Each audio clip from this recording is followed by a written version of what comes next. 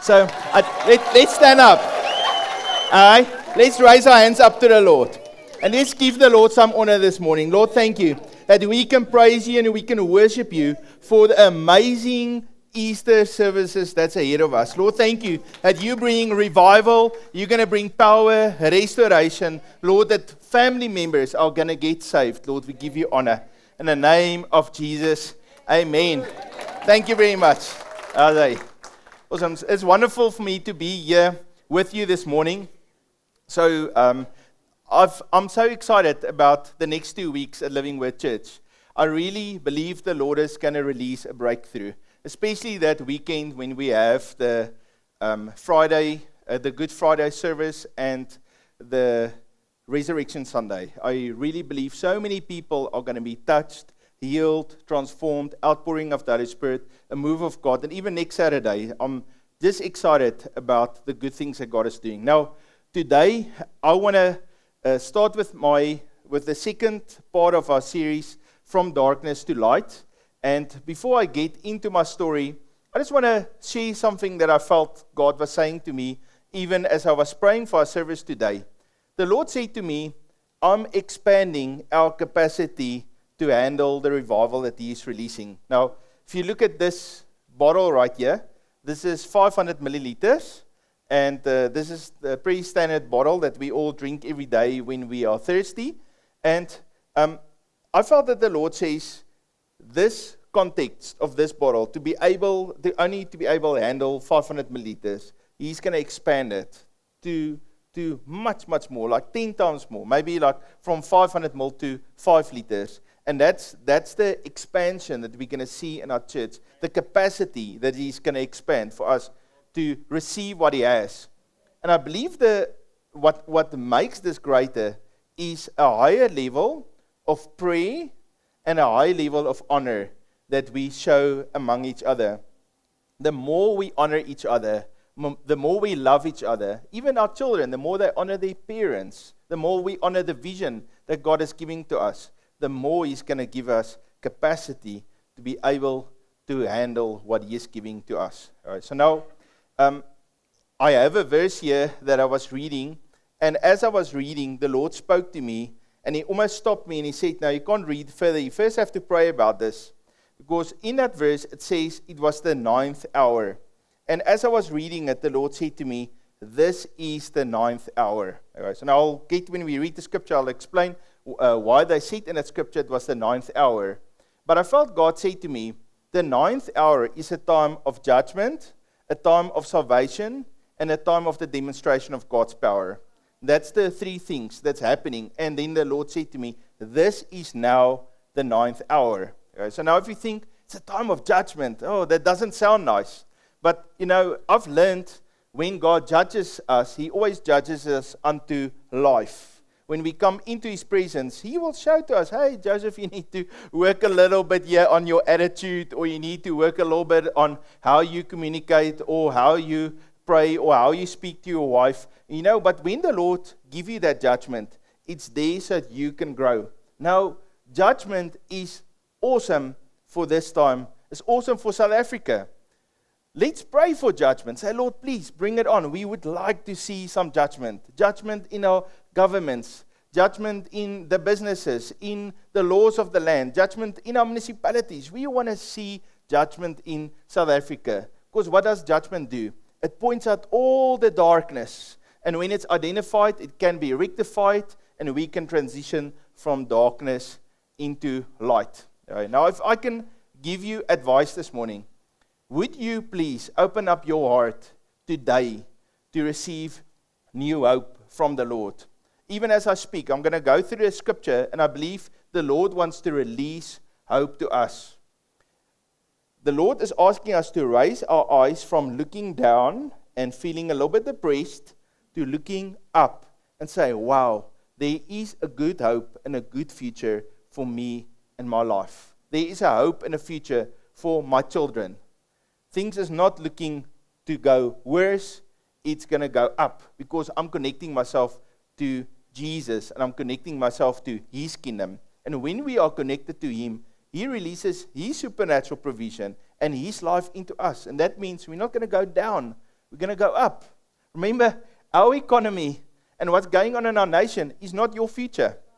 All right? What God says about you is your future. His promises is always true, and we can put our faith in Him. And so that's why my request to you is, please open up your heart this morning to say, I'm going to receive hope for my future. Now, I got a story that I want us to read, and I meditated on the story, and I believe this is life-changing. And this is a story of Peter and John going to the temple. Now, I want to first just read the verse of when Jesus went to the temple. To understand the temple complex, in the temple, there's a door. This door is called the Gate Beautiful. On the outside of this Gate Beautiful is the court of the Gentiles. So, in essence, any person was able to go there, to the gate of the temple, the court of the Gentiles. They could go there in that area. But not everybody was allowed to go into the temple complex. You had to be a Jew. You had to have no defects in your physical body. You kind of had to be a little bit approved. Usually, if you had your animal with you, ready to sacrifice, they would even check your animal. If your animal's in a good condition, they would let you through into the temple complex where you can bring your animal to be sacrificed. So that Gate Beautiful was quite a thing, because a lot of people were not allowed to go into the temple complex. Now just think for a moment, if they would tell you, you can't enter into the temple complex, that means you can't experience God's presence, you can't receive forgiveness of your sins. That means, in essence, you cannot get saved. It is a terrible thing. And so all the Gentiles had to stay outside of this gate. And only those prominent Jews were allowed to go on the inside. They were the only ones that were allowed to receive their salvation. And so in the scripture, we see there how Jesus, this is now in Luke chapter 19, how he goes through the gate, he goes into the temple complex, and he starts to throw all the money changers' tables over, and he started to cleanse. He even made a whip, and he started to whip those people. And he then gave this word. He said, "It is written, my house is a house of prayer." Okay, now that's very, very important. There's a clue in there. The Lord says, my house is a house of prayer. And I felt God said to me, it's a key for revival. It's a key for families to be restored. The Lord is calling us to pray before Him. Okay? So for some of us, it's a few minutes every day. For some of it's going to be a longer, depending on your capacity. But I believe the Lord says this is not only for us as a church or as a prayer team at the church. This is for every single person here. The Lord wants to export that expansion for revival that's coming in the church into our families, into our businesses, into our lives. He is bringing transformation, and I felt the Lord is giving me this word. It's starting with prayer. Now, I want to go now to Acts chapter 3, and it says there, now Peter and John went up together to the temple at the hour of prayer, the 9th hour. Now, is that verse 1 that I read, that the Lord said to me, this is now the 9th hour in our church. That's what I felt the Lord said to me. And then I was like thinking about, okay, He gave me this word, the 9th hour is judgment, it's salvation, and power. That's the three things that He gave to me. And so when I think about the judgment, you see, that 9th hour, so in our time, it's 3 o'clock in the afternoon, because they used to start their hours from 6 o'clock in the morning. So if you add from 6 o'clock, 9 hours, then you get 3 o'clock in the afternoon. That 3 o'clock in the afternoon was the time, that 9th hour, when they would sacrifice the animals. So people would go through the morning, they would bring their sacrifices, they would be inspected, and then the hour of judgment would come 3 o'clock in the afternoon, at the 9th hour, when they would sacrifice the animals. And so that's why that was the hour of judgment. But then the hour of salvation, remember when Jesus was hanging on a cross and He died for our sin on a cross. It says there then at the 9th hour, He spoke 7 words. And the 7th word that He said, it is finished. He paid the price for our sins. He completed that work of salvation at the 9th hour. Is that not amazing? And so therefore, at the very same time where people had to sacrifice their animals to receive forgiveness of sins, Jesus was also the one that died, and he paid the price for our sins once and for all, so that we can receive salvation through faith in Jesus. So I want to just add one thing to that whole idea. Remember, Jesus was always in heaven before he came to earth. John describes him in John chapter 1 verse 1. He says, in the beginning was the Word. The word there is logos. It means it's that first word. And that was Jesus that he's describing there. And because God so loved Jesus, he sent him, and he forever connected and associated himself with mankind, because he came in the form of a man. The Word became flesh, and then Jesus dwelt here, he ministered, and then he died for us. And then after 40 days, he raised up to heaven. And the scripture says, he is now our high priest forever, according to the order of Melchizedek. Okay? Forever. So when Jesus gave his life, he didn't just give his life on that one day. So salvation wasn't just 3 o'clock in the afternoon on that day when Jesus died on Good Friday. It wasn't just that Sunday morning when Jesus rose from the dead. No, Jesus is still to this very day our high priest. That means we can cry out to the name of Jesus and he will release salvation to us today. Just think about it. At this very moment, Jesus is up there in heaven interceding for us. Wow. We got a Savior that is alive and he's praying for us. Okay, so now that's the 9th hour. And I believe God says it's the 9th hour. So the 9th hour is then also the hour of prayer. So think about it. They went to the temple at 3 o'clock to pray. So they would actually pray at the same time as the sacrifices was made. It was the same time when Jesus died. All right? And so it's also the hour of power. Because you're going to see now in a story how the Lord then at that very moment also released his power. So it says there now in verse number 2, and a certain man, lame from his mother's womb, was carried, whom they laid daily at the gate of the temple, which is called Beautiful, to ask alms from those who entered the temple. Now, I do feel sorry for that guy. He was lame from birth. It means he couldn't walk. Some historians say he could have been there 40 years. That means even Jesus, because Jesus went many, many times into the temple, that means even Jesus walked past that guy as he was laid down there every day. All right? But he was not allowed to enter into the temple because he was lame. And what the priests say, if there is a defect with your physical body, you're not allowed to go in. So not only could this guy not walk, this guy also couldn't enter into the temple. He couldn't receive salvation. So he was sitting there. And then the scripture says to us there, verse 4, and fixing his eyes on him, with John, Peter said, look at us. So he gave them his attention, expecting to receive something from them. Now, in the Jewish law, it says there that you have to give alms.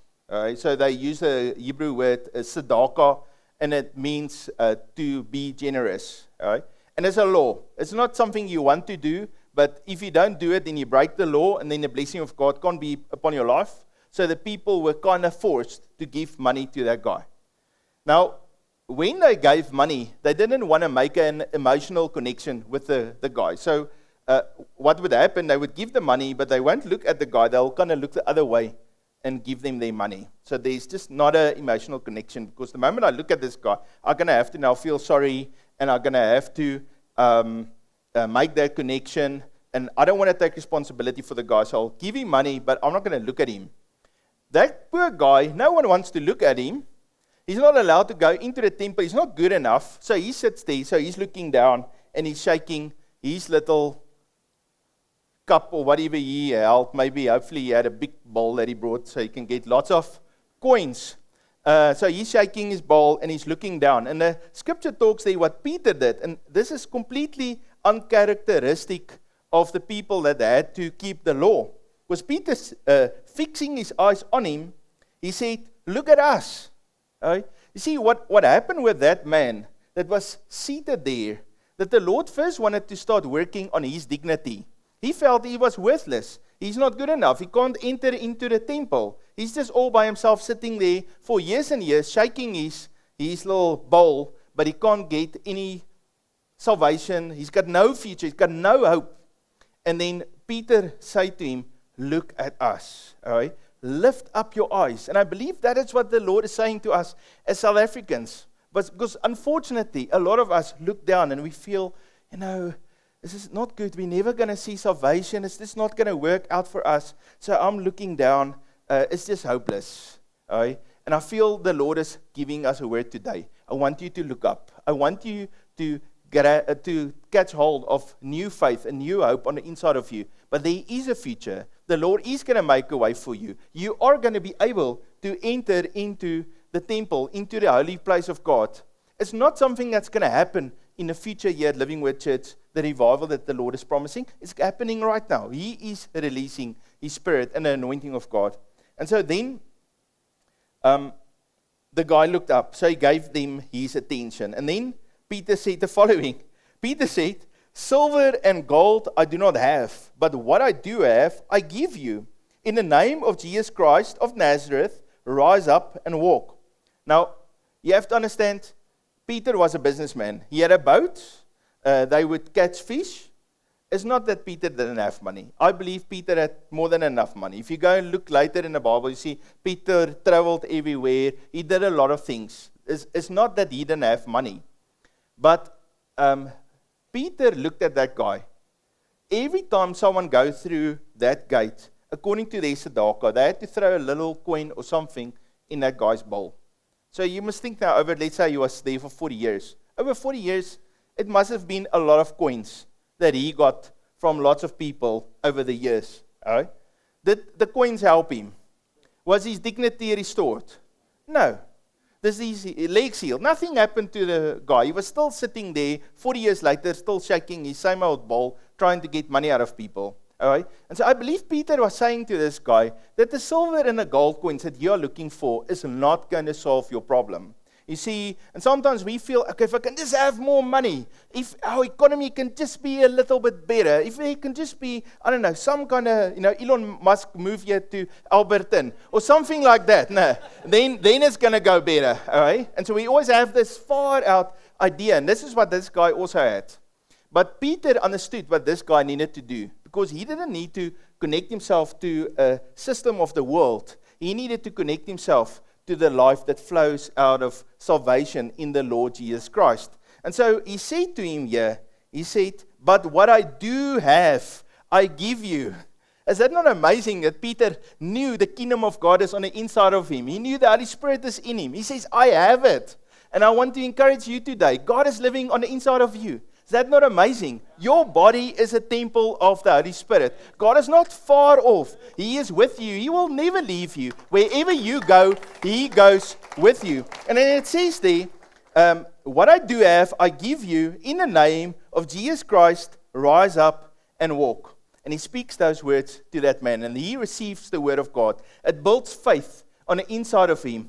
And then something happens. It says there in verse 7, and he took him by the right hand and lifted him up, and immediately his feet and ankle bones received strength. All right. Now,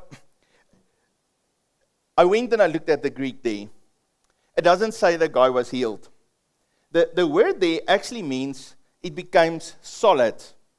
That word means to be transformed into something solid. That's the meaning. So that guy didn't receive healing. It was a total transformation. You must understand, if I was sitting just here on the ground, even if I'm not lame, for 40 years and I never stood up, my bone density and my muscles and my ligaments would not be strong enough to hold me up. All right? And so the scripture says, when Peter took hold of that guy's hand and he started to pull him up, it says that guy's ligaments and his ankles and his feet and his legs became solid. So it's a complete work of transformation that the Lord did with that man. All right? And I want to tell you, I believe that's a word for our church here at Living Word Church. The Lord is not bringing just healing.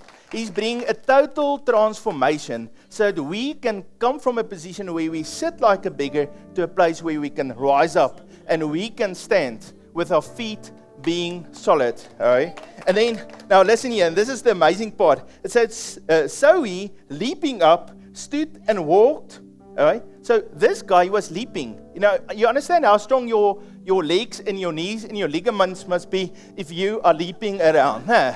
Okay? It means it is 100% proven this guy's legs was properly healed. It was a miracle from God. But it says there, so he leaped, stood up and walked.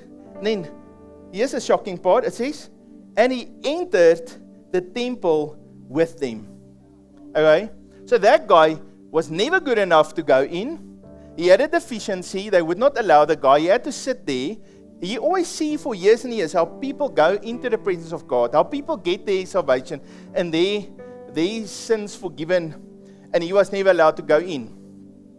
And he disconnected himself from a worldly system where he has to get 5 coins to survive for that day. And he connected himself to the life that comes out of Jesus. And suddenly he was good enough. He could leap and dance, and he could enter into the presence of God. He could enter into the temple. All right? And I praise the Lord for that, because that shows total transformation. It actually shows the revival that the Lord did through that man. All right? Now, here is something interesting then what happened. The people, they knew that guy. They saw him for years and years there at the spot. And I saw this guy was dancing, leaping, praising the Lord. And he was inside the temple. And everybody started to ask, how on earth did this guy manage to get in here? All right? And then Peter got up and he started to preach the word of God. And it says in chapter 4, verse 4, however, many of those who heard the word believed, and the number of men came to be about 5,000. All right. Now, just think here for a moment. Just a few days ago, they were 120 in the upper room. They were praying there, crying out to the Lord. Jesus said, you guys are going to go out into the world. You're going to preach the gospel. Not sure how it's going to work out, but they faithful. 10 days. Then the Holy Spirit was poured out. Then Peter and John, who has walked in and out of the temple many, many times before with Jesus, they go and pray. Now, I'm not saying they didn't have a strategy, but I kind of think they didn't know what to do. Because Peter and John, they love Jesus. They want to preach the gospel. So, you know what? There is a prayer meeting at church. Let's go. There they go. It's always 3 o'clock in the afternoon. Let's go. But then when they came there, the Lord released that power. It was at the 9th hour. The Lord released the power. And it says there that they were 5,000 men. Now, 5,000. Why 5,000? You see, if you go and look in the Bible, that 5 is, the scripture talks about the grace of God. It's number 5. Talks about the hay. You know, the Hebrew word for 5 is hay, and it means breath. The breath or the presence of God, or the outpouring of God's Spirit is 5. All right? Now, in the story of David and Goliath, he picked up 5 stones. Now, you see, with Jesus, he was there with all of those people. He preached the messages to them, and then they brought him 5 loaves and 2 fish. And then he started to pray for them. He broke the limitations off of that bread. He gave it to his disciples. They started to hand it out, and they put the people into groups of 50.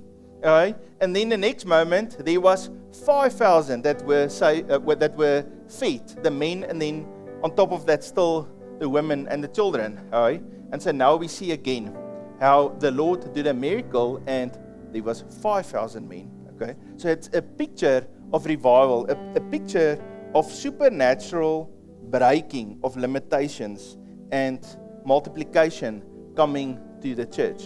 All right? Remember in the beginning when God created the man, then he blessed them and he said to them, I want you to multiply. Okay? It's the blessing of multiplication. And I believe the Lord is giving us, even as a church, a blessing of multiplication. He's speaking to your family. He said, I'm releasing the blessing of multiplication. I'm breaking limitations off of you. He's speaking to your business, and he says, your business can multiply. Maybe think in your head quickly, what is your turnover? And say to the Lord, Lord, over the next 12 months, can we multiply that turnover? No? Multiplication means at least times 2. That is multiplication. All right? And so there was multiplication in the church. I'm going to read this last scripture and then I want to pray for you. Verse 32. Now the multitude of those who believed were of one heart and one soul. Right? And that's that unity. That's the honor. That's the love that they had for one another. And I believe that's the context. That's why right in the beginning said, the Lord is taking this 500 milliliter and He's making it 10 times. He's making it 5 liter. No, He's expanding the context. And the context were that those who believe were of one heart and one soul. They loved each other. They were in unity together. They were a community, a family that loved one another. Okay. So I want to pray for you today. If you would, please stand up with me and let's put our trust and our faith in the Lord today to receive from Him. All right.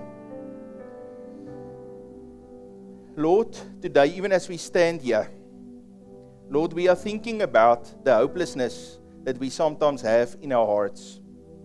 And Lord, today we want to give that burden of hopelessness to You. Just like that beggar that was sitting there and was looking down. Lord, You saying to us, look up. And Lord, today we want to pray, Lord, that You restore our dignity as a people and as a family. Lord, that we will know, but we are children of God. We are loved by You, and there is a future and hope for each one of us. So just as an act of faith, do you mind to you can keep your eyes closed, but I want you to just look up to the Lord and say to the Lord, thank You that You are a child of God, that You are accepted by Him, that You are good enough, that you don't have to stay outside in the court of the Gentiles, but you can actually come inside into the presence of God. Thank You, Lord. Yeah, thank You, Jesus. Thank You, Lord. Thank You, Lord. All right. So now I want us to speak to that feet, that limitations in our life that kept us from entering into what God has for us. And so, Lord, just like You spoke through Peter, in the name of Jesus Christ of Nazareth, rise up and walk. Lord, today we speak to our church. Lord, we speak to our families. We speak to our situation, our marriage, our children, Lord. We declare to them, in the name of Jesus Christ, rise up and walk. Lord, thank You for healing and restoration, a miracle that You are releasing to each one of us today. Yeah. If you can see a picture in your mind of how a balloon is blown up and it just gets bigger and bigger, that is the expansion that the Lord is releasing to us today. And so, Lord, thank You that You expand us. You expand our hearts and our thoughts. Lord, our expectation and our faith, our hope. Lord, You expand us today so that we know we can do greater things through You. Amen. Do you mind to sit for me, please? Okay. So today I want to now specifically talk to anyone here today that listened to this message and the Holy Spirit is speaking to you on the inside of you. And the Holy Spirit says, this is time to come back to Jesus. This is time to give your life to Him. Okay, maybe this is your very first time. You came here today and you realize, but I've never given my life to Jesus. I've never received Him. I'm not sure if I'm a child of God. Right? I want to help you today. I want to say a prayer with you. So I want to ask that we all just close our eyes just to give a chance to the ones of us that are not sure. If you feel today, I want to give my life to Jesus, do you mind to please just put your hand up so I can just see who you are? Okay. Thank you. Okay. So I see your hand. So we're going to all pray together with you. So this is where you sit there. This is a miracle that will happen right now. The Lord will transform you from being someone that's hopeless into someone that is a child of God. So just pray with me. Say, Jesus, I cry out to You today. I want to be a child of God. Please come and live on the inside of me I give my life to you. I declare with my mouth that Jesus is my Lord and Savior. I believe in my heart that God raised him from the dead. In the name of Jesus, amen. Amen. Okay. Can we please give this young man a hand clap this morning? All right. Yeah, I want to encourage you. We're going to pray for people just now after the service, as the service ends. Will you please come to me? And I want to lay hands on you and I want to pray for you. Okay, that's amazing. Oh, if anyone else also did it and I didn't see your hand, please come forward. Siobhan is also going to be here with us to help you. And we're going to not only pray for you today, but we're also going to follow up with you. So we're going to just get your name and your number so that we can reach you.